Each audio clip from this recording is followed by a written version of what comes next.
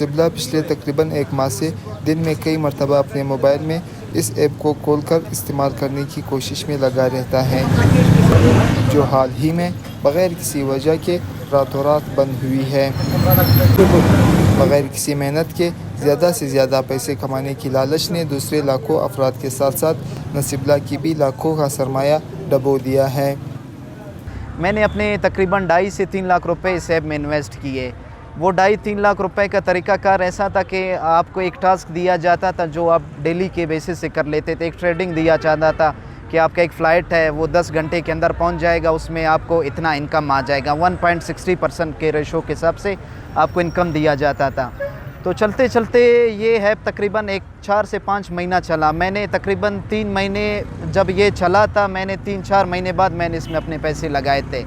تو عید کے دنوں میں اس نے ایک آفر دیا لوگوں کو کہ بھئی آ جائے، یہ ایک ویل ہے، ویل میں آپ تقریباً کوئی 20,000 انویسٹ کر رہا تھا، کوئی 40,000، کوئی لاکھوں روپے اس میں ڈال رہا تھا۔ وہ ایک ٹاسک دے رہا تھا جس میں آپ کے 5,000 بھی نکل آ رہے تھے، آپ کے لاکھ بھی نکل آ رہے تھے، آپ کے 1.5 لاکھ روپے بھی نکل آ رہے تھے۔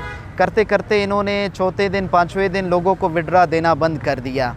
وڈرا دینے کے بعد، بند کرنے کے بعد تو یہ ایپ 1-2 دن چلا، اس کے چلنے کے بعد یہ بند ہوا۔ تو اسی طرح ہوتے لوگوں کے لاکھوں کروڑوں روپے اس ایپ میں ڈوب گئے۔ فیڈرل انویسٹیگیشن ایجنسی FIA کے اہلکار نے بتایا کہ ابھی تک انہیں کوئی ایک بھی شکایت موصول نہیں ہوئی ہے، جس کی بڑی وجہ سرمایہ نہ ملنے کی یقین دہانی کے ساتھ ساتھ دھوکہ کھانے کی شرمندگی بھی ہے۔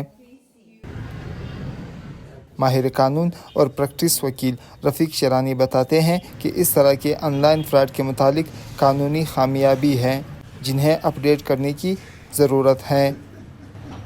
2 طرح کے کام ہوتے ہیں، ایپس اور ویبز ہوتے ہیں۔ ایک ہوتے ہیں مطلب اس میں انویسٹمنٹ کرتے ہیں، اس کے انکم وہ آتے ہیں۔ دوسری بغیر انویسٹمنٹ کے ہوتے ہیں، اس کے مطلب وہ ہارڈ ورک ہوتے ہیں اس میں۔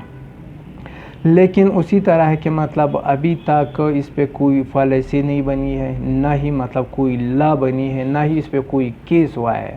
اگر کوئی کسی کے پیسے ڈوب گئے ہیں، اس طرح کے ہزاروں لوگ ہیں، مطلب اس کو مطلب اپنے وہ محکمے کے ذریعے مطلب قانون کے ذریعے کسی سائبر کرائم یا FIA کے ذریعے درخواست دینے کی زحمت نہ کی ہے، اور نہ ہی ان کے لیے ان کو پتہ ہے کہ مطلب اگر ہم جائیں تو کہاں جائیں، ہماری جورسڈکشن جب بنتی ہے تو ہم کس جورسڈکشن میں ہم جائیں، کہاں پہ جائیں۔ سائبر کرائم کو ہم نے اپلیکیشن دینی ہے، FIA کو اپلیکیشن دینی ہے، مطلب ان کی طرف سے کوئی وہ پالیسی نہیں بنی ابھی تک۔ اگرچہ اس سے پہلے بھی ہزاروں افراد اس فراڈ کا شکار ہوئے، تاہم پھر بھی وقتاً فوقتاً ان جیسے آن لائن ایپس لانچ ہوتے ہیں اور کئی لوگ، خاص کر نوجوان، پھر سے ان کے شکار بن جاتے ہیں۔